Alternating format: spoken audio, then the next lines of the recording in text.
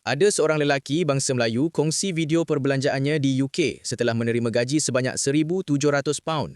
Dengan gaji £1,700 sebulan, bukan sahaja dapat beli barang keperluan asas, malah dia dapat beli kereta perodua Myvi second hand tahun 2009 pada harga £450.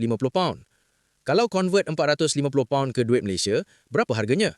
Dalam 2,000 lebih kan? Kalau di Malaysia, berapa harga Myvi tahun 2009?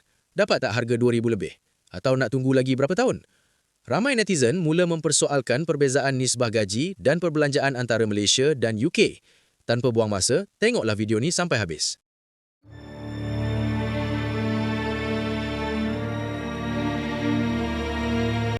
Hai, nama aku Abu. Aku kerja dekat UK, gaji minimum £1,700. Hari ni hari gaji, aku nak beli barang keperluan asas. Jom ikut aku pergi ke Asda. Cakap. 15.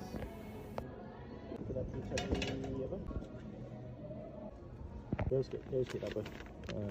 Ni 2 kilo. Okey. 2 kilo.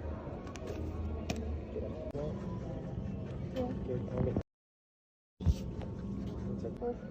One peti. Okey, saya ambil 2. Susu cair ni. 75p. Flour. ATP. Beras yang Plain flour. Ya. Ya, 1.5 kg juga. punya plus. Ini beras 13. Dia macam mahal sikit, so Okey. 85p. Saya tunjuk macam ni. Coconut milk. Scan. UK. Dia tempat yang kita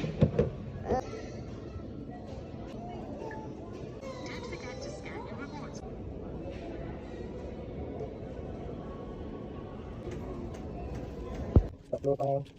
Betul juga. Ini kita ada beras 10 kilo. 10 kilo beras, telur 30 biji, santan 4, susu spread, gula potong, British milk, susu cair 2 dengan 10 orang 5 liter. Okey. Salah.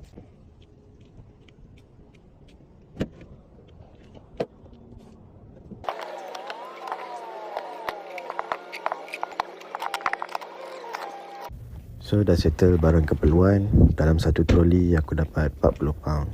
Tapi sebelum pergi Asda tadi aku tak ada transport. Jadi aku pergi beli Myvi second hand tahun 2009 dalam £450 cash. Minyak pun dia bagi 2 bar je. Jadi aku pergi isi minyak full tank dalam £35.